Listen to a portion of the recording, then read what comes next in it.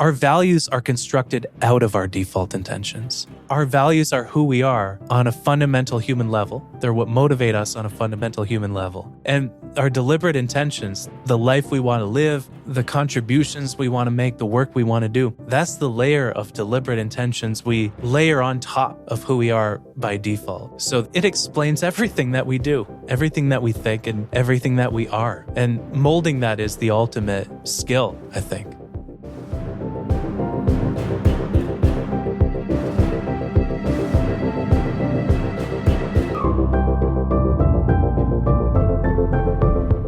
That's Chris Bailey. He's an author and speaker who explores the science behind living a more productive and intentional life. He's the best-selling author of The Productivity Project, Hyperfocus, and How to Calm Your Mind. And this latest book, Intentional, shares how we can all harness the power of intention to achieve our biggest goals. So you'll learn 1, the 12 main values that drive everything you do. 2, the simple reframe that significantly boosts motivation. And 3, how to deal with resistance to action. If you want a quick summary write-up of these actionable takeaways, I recommend you sign up for the free Gold Nugget email newsletter found at awesomeatyourjob.com. If it's your first time listening, welcome. You picked a great one here with Chris Bailey. I recommend you also check at the very beginning of the feed, episodes 0 and then A, B, C, D, E, F. Give you a great sampler for what How to Be Awesome at Your Job has to offer. I'm Pete Mockaitis. This is How to Be Awesome at Your Job. And now, here's Chris.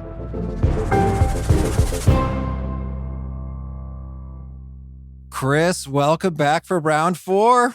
Round 4, Pete. Are you serious? It is round 4. The last round was about 5 years ago, so it's been a while. Wow. But we are using the same pen and the same microphone, so I feel like since I respect you and think you're a genius, that maybe I too am worthy of some sort of props. But maybe that's reading too much into things. Has the pen helped? It's been pleasant. This is the Pilot Precise, by the way, RT. Yeah. For those listening. It's the best pen. Yeah. Well, you raved about it in a previous episode. I was like, let's check it out. It's like, yep, I'm just going to buy dozens of these things. Yeah. I have friends who are into fountain pens and they have all these fancy pen rituals, pencil rituals, all these different weights. They send me these pens. They're all garbage. I'm sorry if you're a pen person. They're all garbage except for the Pilot Precise V5 RT. Come at me, pen people. Noted. We'll put that in the pulled highlight quotes there. So I want to hear, we're talking about your book, Intentional. It's been about 5 years since we've chatted. Tell me, what's the most powerful thing you've learned in your life of productivity over these last 5 years?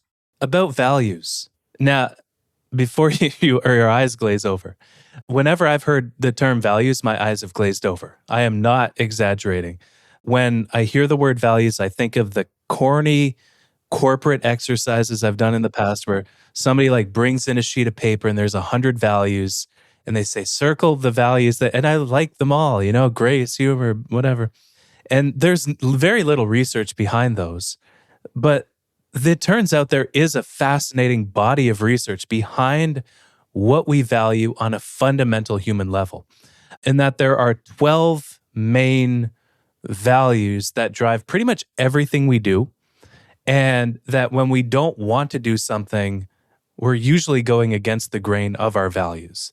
And so I've been into this idea, we've chatted about this 3 going on 4 times, this idea of becoming intentional. I've always wanted to write a book on becoming more intentional, but I've never found enough stuff around values to share, stuff around intention to share until I encountered values, which are the research shows that's been validated across 60 different countries, hundreds of thousands of participants. Full credit where credit is due to Shalom Schwartz for discovering this methodology of motivation, essentially. It was kind of the missing piece that pieced together all of the things that I've been incubating on intentionality over the last decade. And it was an unlock for me. It was as if everything was aligned. And I don't want to oversell. I don't think I'm overselling. Once you see what the values are and stuff, and how the different levels of intentionality in our life fit together, there's beautiful, fascinating science behind it. Of course, we don't always accomplish our intentions, which is a whole other thing. But it's fascinating, it's beautiful, and it's powerful. Mm-hmm.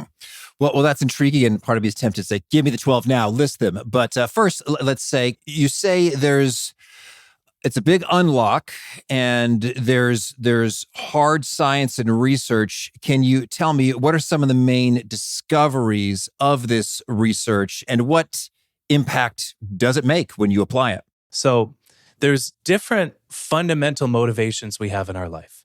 There's two kind of axes of motivation that we have that motivates us in our work, in our life, any context that we're in. There's whether we're motivated to enrich other people or ourselves, and there's whether we wish to conserve things as they are or improve things as they are. And so these are the fundamental motivations in our life that our values fit inside of. And the key to keep in mind is that with all 12 of these values, we're all different. Your values are different from mine, although good pens aren't a value, but there are associated values actually with a good pen and good microphones. We have the same microphone. The key to keep in mind is we all have all 12 at a different level. So there's self-direction, which is going our own way. There's stimulation, which is enjoying novelty in the moment. There's pleasure, which is sense pleasure. It's a good meal or a good bath or something. There's achievement, so accomplishing good things. There's power, right? A power over resources and other people. There's face is another one of the value, which is how we come across to other people. There's security, so personal security and societal security. Tradition is another value, so the customs that surround us. Conformity is, very interestingly to me, a fundamental human value, kind of this fundamental conservation of living within the expectations of other people. Humility is a fundamental value. Universalism, I find to be a beautiful value, which is protecting and advancing the welfare of people and of nature. And benevolence is the final 12th value, which is kindness and serving others. And so across all these values fit into those kind of four motivations, ourselves or others, or improve and change. And so we all have all 12 in different extents. And anything that we could be doing in the moment, anything we could possibly be doing in the moment fits inside of these values, right? A good pen, right? A good pen. Pleasure, stimulation. Is pleasure. That's the pleasure value. That's stimulation maybe a little bit because it feels so good. Self-direction if you chose it yourself. If you heard it from a friend, if everybody you know is using this same pen that fits with conformity. Humility, using a simple $3 pen or however much this costs instead of a fountain. But everything we do is motivated by these values. And so our values are the broadest intentions in our life. They're what we ultimately hope to accomplish. And so the more that the goals we have fit with these values, the more we actually care about them. And the more they feel like a natural extension of who we are. And then it goes down to the various levels of intentionality in our life, but this is at the very top. Ooh, Chris, as you were speaking, my natural consultant brain, thinking, is this a mutually exclusive and collectively exhaustive categorization set? Can I think of anything that does not fall into them? And well, I've only been thinking for about 40 seconds, and I was having a hard time digging one up. So we'll say it's pretty good. I can name one or two. Oh, let's hear it. Yeah. Yeah, health is one that doesn't fit it. But these values, they're a motivational continuum. So they are what could be possibly motivating us in the moment. And health is interesting. That was a big question I had when I looked at this theory. It's like, okay, where's health in this? But I think that's power. I've got the power to get out of bed, the power to have the energy for the day, the power to walk up a flight of stairs. Well, that's the interesting thing. It depends on the person. So women are more likely to see health as a pleasure value because they feel good in their body. Whereas being in pain sucks. Fix that shoulder with a physical therapist. Yeah, exactly. Yeah, it's self-direction, right? You can go your own way. Some people see it as that. Achievement. Other people see, their body as an achievement that they can, Did muscle ups, bro. Yeah, exactly. Yeah. So they're a true motivational continuum. It's beautiful that these are what drive everything we do. So uncovering the ones that actually motivate us is paramount for achieving the goals that we set. Yeah, it is interesting because I've noticed that I really like feeling like a winner, achievement. Yeah. And I really don't like feeling like a loser. And some of this can even be neurotically nonsensical in terms of like, if I'm taking out my trash and I can't fit the week's trash into my trash bin, I feel like I am being a poor steward of the earth's resources, because it's like, oh, this huge garbage bin wasn't enough for you, huh? So now the whole world has to see, oh, that family can't handle consuming a moderate amount. And so it's like, but like, who cares? Like, nobody actually cares. And yet this is inside of me. And it's kind of, and I guess there's maybe conformity, right? Hey, all of us fit our stuff inside the trash bin. Yeah, there's universalism in there, wanting to protect the nature. There's face, right? Looking at how you come across other people. There's achievement, wanting to crush the garbage down to a certain extent. It's all in there. And so this is the fascinating thing about values, is because they're essentially our ultimate intentions in our life. They're what we care about most. But every single intention that we set, whether deliberately or not, because that's another curious thing, intentions don't have to be deliberate. They can be automatic. A habit is our brain forming an intention that will do something automatically for us. Maybe that's too much to get into on the podcast, but in every moment, especially when we make these deliberate intentions, we're automatically evaluating a series of options before us using our top values as a trade-off. And so the values that tend to win out in the moment tend to be our strongest values. It's interesting. They're behind the scenes of our life, pulling, because of course we don't always follow through with our intentions, right? Intentionality it's incredible, it's beautiful, but the road to hell is also paved with good intentions. But these values are behind the scenes because they're our true motivational nature, pulling on the strings of what we will do and what we won't do. Yeah, what's so intriguing is I'm thinking about, with any goal, you could feel them at war. And I'm thinking about it. I've been on both sides of the overweight threshold according to the body mass index. Yeah. And food, it's stimulation, it's pleasure. Oh, yeah. It's so good. And yet when I'm having on a hot streak of weight loss, what's doing it for me is achievement. In terms of, I'm tracking those calories, like, look at that, another day of deficit, winning, it feels good. And so then they're at war. It's like, well, do I want the pleasure of this cheesecake, or do I want the pleasure of winning a caloric deficit for the day? Yeah, and that's the thing with these weight loss goals is an interesting one, because 40% of the world's population at any given time are trying to lose weight. All right, so half of us are. But we tend to go about goals like that the wrong way. So we set a goal, I'm going to lose 10 pounds this year, so I look good, have six-pack abs by beach season. We have this idea of ourselves. Mm-hmm. But a goal like that is built around a face, right? The value face. It's how we come across to other people. But if your top value is pleasure and maybe self-direction or something, a different goal would be better, right? Instead of that, lose the weight to have a six-pack abs by beach season built around face, maybe it's like experiment with 3 different ways of eating, self-direction, to find the one that's most enjoyable. And so, you can have the same set of actions that lead you to different goals, but they are actually motivated. And this is something that is also interesting about intentionality, is there are many, and I love this idea. So there are many different layers of intentionality in our life. So we set intentions across all kinds of different timelines, right? We have our values, which are our ultimate intentions. They last the length of our lifetime. Then we have intentions that are a bit shorter than that, which are called our priorities, right? Like be healthy would be a priority. Then we have intentions that are shorter than that still, which we call goals, right? Things we want to accomplish in our life, stories of change that we're creating. Then we have, we kind of go down in timeline. Then we have the plans that we have. Goals should ultimately lead to the plans that we set. And then we have the smallest of intentions at the very bottom of this. I call it the intention stack in the book. It's just essentially all the layers of intentionality in our life. And at the bottom, we have the very bottom, we have the present intentions we have in the moment, right? So somebody listening to this podcast, the present moment intention might be listen to the podcast and enjoy it.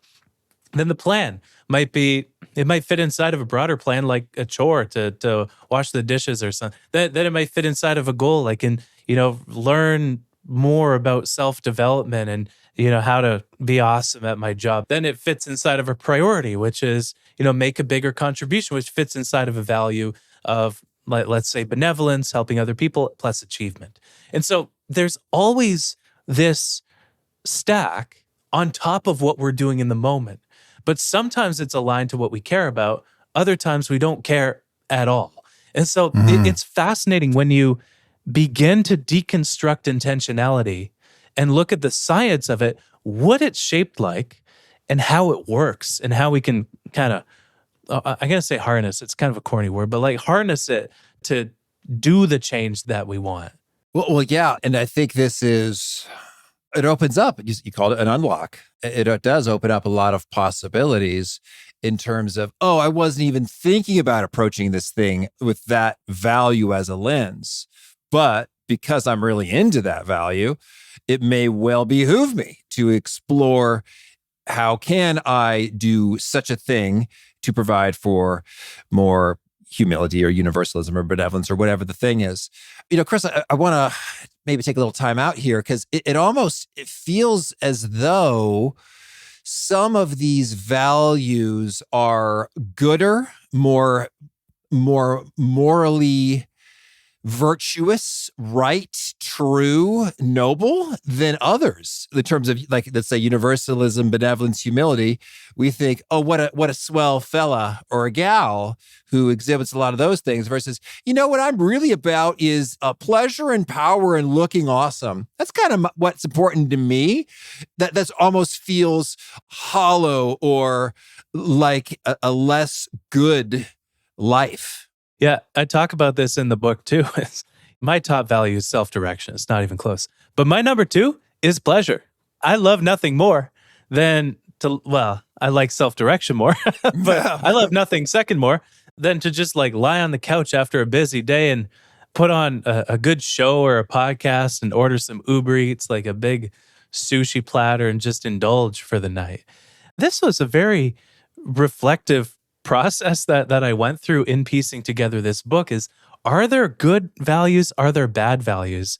And I've ultimately come to the conclusion that no, there aren't good values or bad values. There are certain values that are more conducive to certain goals.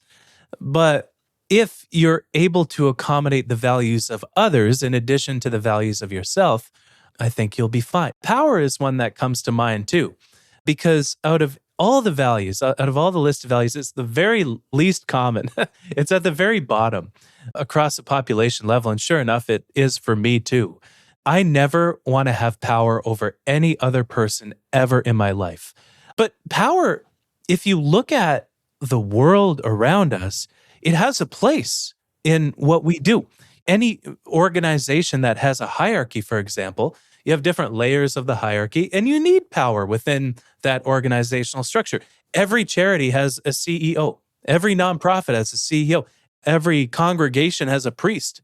So even the most virtuous of places, these values have a place. Conformity, maybe also a frowned upon value, but there's a great benefit to going along with the expectations of others in certain scenarios, right? For accommodating other people. And I'm the most self-directed person you might ever meet. And I don't want to listen, if somebody else tells me to do something, it makes me not want to do it. But I remember my grandma telling me like, wash the dishes now. And by God, I'd do it because I had such a respect for her, and that conformity and tradition, all these values live relative to one another too, which is interesting. They live right next to each other in this values pie, this pie hierarchy. Yeah. Yeah, I think that is a really hierarchy. That is a really It's making a thing. Intriguing perspective there, that these values, they're motivational forces and they don't necessarily lead to great or catastrophic outcomes for civilization or humanity when they all kind of come together. And what's interesting about power is you said You define it as it's power over others or yourself or circumstances Or resources. or Yeah. resources. Yeah. I've got my buddy Ronnie, he had a funny saying. He said, laundry is power. I was like, what? And then like one day I had done all of my laundry. And I'm beholding this dresser full of organized socks matched and, shirts folded, underwear. And then as I beheld this arsenal of complete laundry, it's like, I really did. I was like, I'm ready for anything. I'm ready for anything. I felt powerful in that moment. I understood what he meant. But you have no interest in controlling the legions of people. In fact, that sounds like a huge headache. Like, oh my gosh, that administrative load would be such a stressor. Yeah. And that's the interesting thing. I don't want to overload people with this value stuff right now, but I break it down more into like, you can break down the 12 into 19 actually of them, where you can break down power, for example, into power over resources and other people. Self-direction, you can break into self-directed thought and self-directed action. And so it's very interesting that there's this, it's just a fundamental organization to human motivation that we don't understand. But when you do understand it and you can fit through these different layers of intentionality, the goals that you have with your values, and then see how those goals connect with the daily actions that you need to take, what you get is your goals become a vessel between who you are on that fundamental level, so what motivates you, and what you do on a daily basis. And so I was sharing the fat loss example. Same set of actions, but with a different frame around them, with a different motivational frame around them. Imagine if your goals were all like that.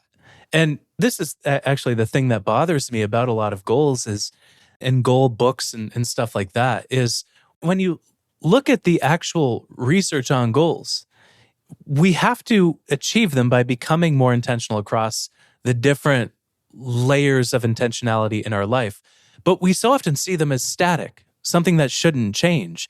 But goals should evolve. We should be editing them. We should be dropping them. We should see them as fluid things. And like goals, in my view, they're basically just a story of change that we're in the middle of creating in our life. And we need to see them as more fluid and ready to change, because so often a goal is really no different from a prediction of what we believe will happen. Yeah. Well, this is really juicy. And so conceptually, we can hang here for a long time, but I'd love to perhaps shift gears into it's like, all right, Chris, my mind is blown with regard to these values. They're important. I should be considering them thoughtfully as I'm trying to go about making stuff happen. Could you share with us a little bit of the step-by-step in terms of, okay, I got a list of values. That's kind of cool. I got some things I want to be achieving. What am I doing with that? Yes. Okay. So let's get tactical with this stuff because, we have to. So you have your values. Maybe you do a values test. I partnered with a company to build a test for the book. You don't have to take that, though, because there are certain ones that'll attract you more and others that'll naturally repel you. And so what you'll find is that when you look at those 12 values and the pie that they're a part of, you'll naturally gravitate to some and be repelled by others. Look to the ones that you naturally gravitate to and pick the top 2, let's say. 2, 3. Stop there. These are what you build your goals around. And then you have a list of goals. How often do we actually sit down and capture the goals that we have that we're in the middle of creating? And so I highly recommend a weekly review where you sit down, you capture, and then you review on a weekly basis all the goals that you're in the middle of creating. So in the book, I call it the intention stack. So at the top, it's values, then priorities, then goals, then plans, then intentions, daily, weekly intentions. And ideally, during this weekly review, or whatever cadence it makes sense for you to review these goals on, you want to look at both your values, which is the motivational force, and the actions, which is how you actually make progress towards these goals in the first place. So I think step 0 is realizing that goal attainment, the process of goal attainment it's not 99% action. It's like 80% action, 20% planning. We need to plan more and act a little bit less, because by planning more, we actually act more over the longer arc of time, especially once the initial burst of motivation wanes. So during that weekly review, edit your goals, edit your goals, edit your goals. How can you edit them? Like with that weight loss example, how can you edit your goals so that they fit more with what you value? So you actually care about them, right? Because the easiest way to tell if something's a priority to you is you've achieved it already, right? So the fact that something is yet to be achieved probably means on some level that it isn't a natural fit for who you are, because it doesn't fit with that motivational force, right? We do what it makes intuitive sense to do in the absence of intentional action. So during that weekly review, how can you edit your goals so they're more in line with what you value? And how can you bite off a little bit of the goal until your next review, whatever cadence you're doing this over? So if you're doing it over a week, what do you want to bite off in the next week? Make sure it's enough that you can chew, or not too much that you can chew, whatever the analogy is there. And schedule time blocks for it. Practice, intentionality on a more granular level. Set a few weekly intentions. Every day, set a few daily intentions. So these intentions can actually flow down into one another. So edit your goals. And as well, if you find that a goal isn't motivating, that you can't edit it to the point that it fits into your life, consider dropping it, because then we get a chance to try more goals on for size that are actually a fit with what we want to get out of our life and our motivational nature. So that's one way, is that goal review where we bridge essentially who we are with what we do. Okay, very cool. And then I'd love to dig into some of your perspectives for if we've got a goal that is not so appealing. Well, one, we might learn via the editing process that it needs to be dropped. But before that, do you have any cool examples of folks who were able to just turbocharge motivation and progress by thoughtfully tweaking their goals so they are better fits for their values? This is interesting, right? Because is gray intentionality is such a beautiful idea. And then the rubber meets the road, right? The road to hell is also paved with good intentions. So intentionality is both vital, because anytime we act towards our goals, there was an intention behind it. But it's sometimes also useless, because there's a lot of times when we set an intention only to not follow through, or procrastinate on an intention, or lack the desire to accomplish it. And so there's essentially two factors in a goal, in an intention, in something we want to do that attract us or repel us away from that thing. So there's aversion, which, it's like, get this out of my face, right? This goal out of my face. And then there's desire, which attracts us to a goal. And both of these are forces that work with every single goal that we have. And they're different over the timeline of a goal, right? So if you're at the very beginning, the very inception of a goal, your desire is going to be through the roof. Right? Your motivation level is going to be so high. But then reality sinks in.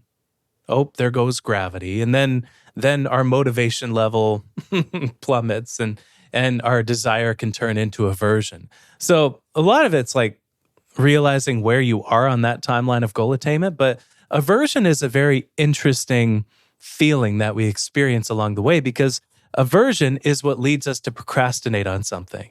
So the more aversive something happens to be, which is a combination of, how boring is it? How frustrating is it? How unpleasant is it? How far away is something in the future? How unstructured is it? How meaningless is it? So lack of connected with our values. The more of these triggers that a task has, the more likely we are to procrastinate on it. And so that's another key, is realizing that and understanding what triggers a task sets off. So if something's unstructured, like meditation is a great example of this. We were chatting a bit about meditation before we hopped on the horn here and hit the record button. It's one of the most aversive things that you can do. It's helpful because it's so aversive, right? If you can focus on your breath, you can focus on anything. If you can become engaged with your breath, you could become engaged with anything because it's so boring, because it's so aversive.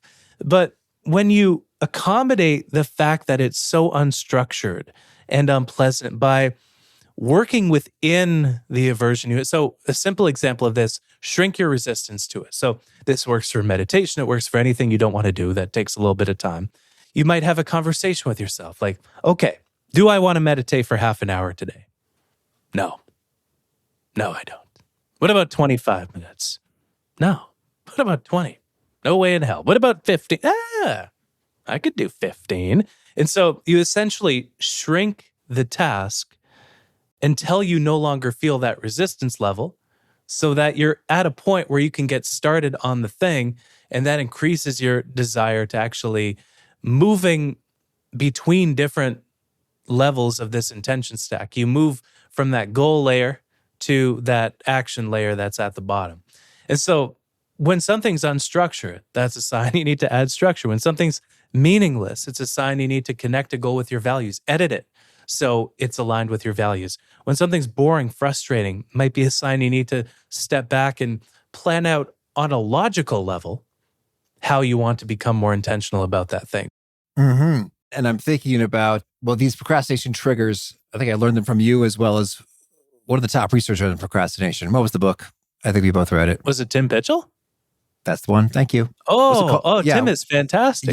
Yes. And he lists those out, and that's helpful to think about it on those dimensions. And I guess that's what, to your point about doing more planning, that's what you can get kind of meta with this, like, I have not done this 3 weeks in a row. It seems something is amiss here.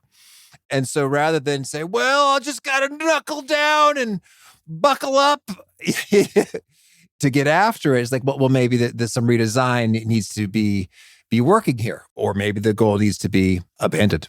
It's interesting. In writing this book, I chatted with a lot of monks as well as scientists because monks study intentionality on a different layer than scientists do. They're not observational, they're experiential. They observe the causes and effects and conditions in our mind, and we can learn a lot from them. And one interesting thing that I asked one of the monks, I was deep into the research on where intention comes from, because we set all these intentions, right?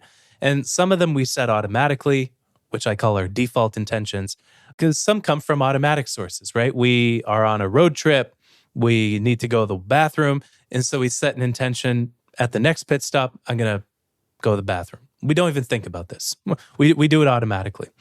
Biological sources to avoid pain and experience greater pleasure, also lead to a whole other wealth of intentions. The lessons we have learned in the past. So the things we have learned, they change our relationship with what we know to be true, which leads us to set an intention differently the next time, whether we do it out of habit or energy or whether we do it deliberately. But one source that a monk mentioned that wasn't in the research that kind of allowed me to piece together other areas of the research, he phrased it so beautifully, is our self-reflective capacity.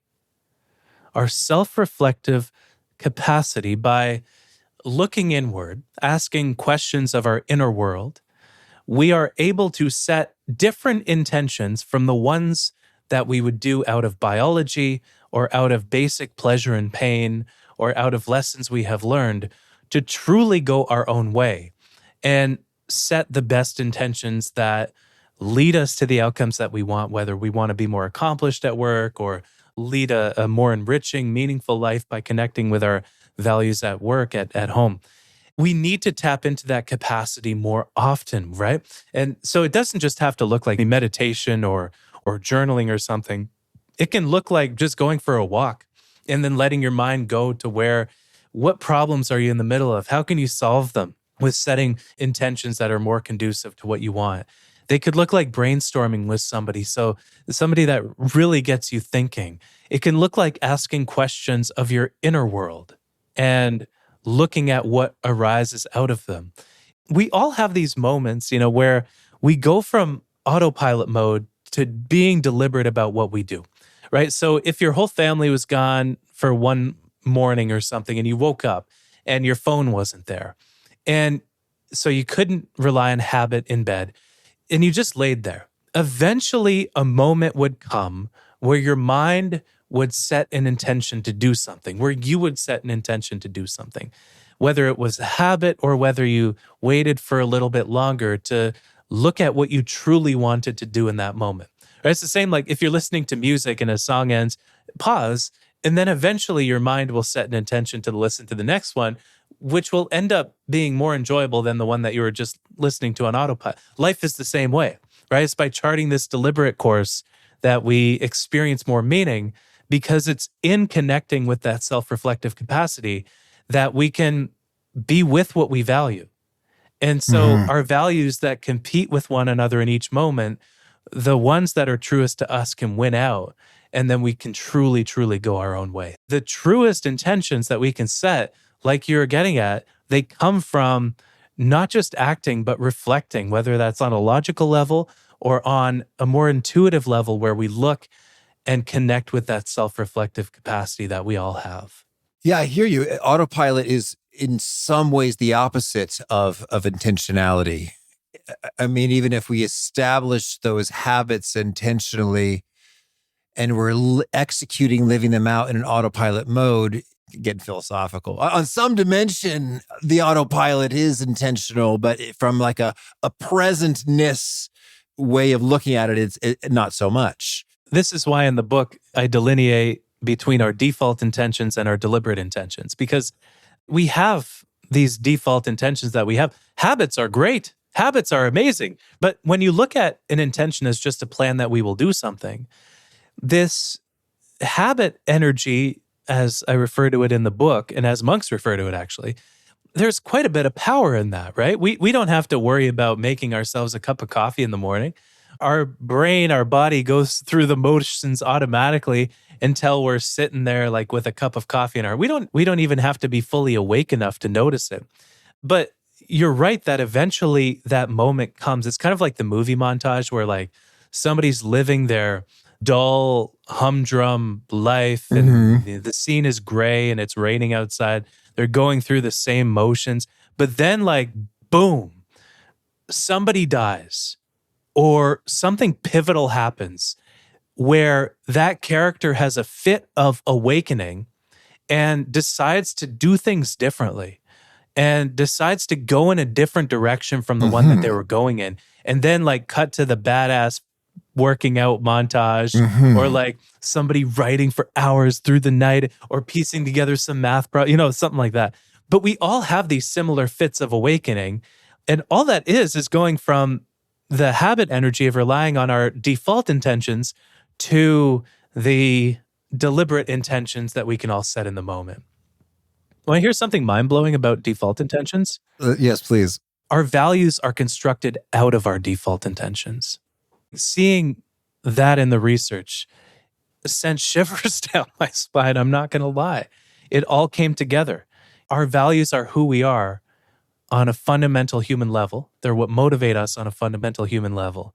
And what motivates us more than who we are by default, our default intentions. And our deliberate intentions, the life we want to live, the contributions we want to make, the work we want to do, that's the layer of deliberate intentions we layer on top of who we are by default. So it's really, when you look at the science of intentionality, it explains everything that we do, everything that we think, and everything that we are. And molding that is the ultimate skill, I think. Whew, that's good stuff and worthy of chewing on and reflecting upon in depth. I know we're in our last few minutes, but I want to hear two quick things from you. One, tracking goal progress, something that you're into, you write about. Do you have any favorite principles or tactics or systems in that zone? Big thanks to Chris for sharing his wisdom with us. And big thanks to our sponsors. Check them out. One sponsored checkout is Monarch. One of my financial goals for 2026 is reducing expenses in the most painless way possible. And well, managing your money doesn't have to be a struggle this year. Monarch is a gorgeous personal finance tool that makes your money life easier. It brings your whole money picture from budgets to accounts and transactions and investments into one super handy dashboard on your phone or laptop. I was such a fan of the old mint.com and was super bummed when it disappeared. But the good news, though, is Monarch was founded by a team that includes the original product manager of Mint. And I dare say it's even better. I like the graphical summaries that help me drill down into things quickly and easily, and it helps me get to the bottom of anything that just seems a little weird or off and cool opportunities. In fact, Monarch helped the average user save over $200 per month after joining. So this new year, achieve your financial goals for good. Monarch is the all-in-one tool that makes proactive money management simple all year long. Use code AWESOME at monarch.com for half off your first year. That's 50% off your first year at monarch.com with the code AWESOME. Oh, yeah. Yeah. Tracking your goal pace is one of my favorites. So I use this whenever I write a book where I make a spreadsheet, 2 lines. One is my pace line and the other is my progress line. And it works for any cumulative goal, right? Miles ran, for example. And all you do, you print it off. So you track between today and your target date. You have a pace, say you want your book to be 70,000 words. So you have the pace line that goes up at this beautiful linear pace. And then you have your actual word count relative to that. Simple tactic, but incredibly helpful for goal tracking. I've made the spreadsheet myself in many contexts. So, man, we're living the same life. Yeah, absolutely. Same pen, same mic, same sheet. And you have said it a few times, I love it, that any productivity intervention must earn back the time that you spend on it, or else it is counterproductive. Yes. Since I like to talk about favorite things at the end of each episode, can you share with us a couple favorite tools, tactics, productivity interventions that just crush it on this metric of yours? Okay, I feel I've mentioned this on a previous one, but it's 5 years ago, so maybe your listenership is cycled out or something like in that. No, they're probably still out here. Never. They're still there. Yeah, okay. Hey, everybody again. I hope you remember me 5 years ago. Rule of 3. At the start of each day, fast forward to the end of the day, what 3 things will you want to have accomplished? It's my favorite intention setting ritual. I do it every day, every week, every year, so that when I do my daily intentions, they can feed into the weekly and the yearly ones. If they all work together like beautiful magic. Tools. Man, you know what? I'm going analog these days. I love having a physical book, and because I feel my eyes are glazing over from looking at screens all day long, and just practicing a bit of interstitial journaling between tasks. It allows me to really just reflect for one short little paragraph. What do I really want to get out of what I'm going to do next? So an analog pen, of course, the Pilot Precise V5 or V7 RT. Beautiful. All right. Well, any final thoughts, Chris? After looking at the research on intentionality, I used to think intention is beautiful. And, you see how complicated it is.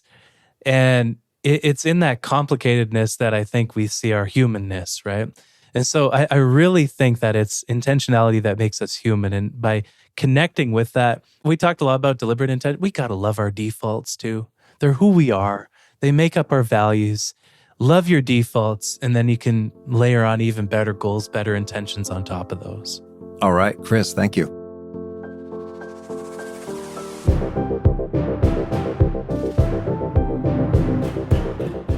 I really appreciated Chris's framing of values as 12 fundamental underlying driving forces beneath everything we do, as opposed to kind of fuzzy words that we sort of aspire to and then forget about. Really game-changing stuff. Powerful insights from Chris. If you want to check out the show notes or the transcript or the links to items we've referenced, please drop on by awesomeatyourjob.com/EP1118. Hope to catch you next time, and peace.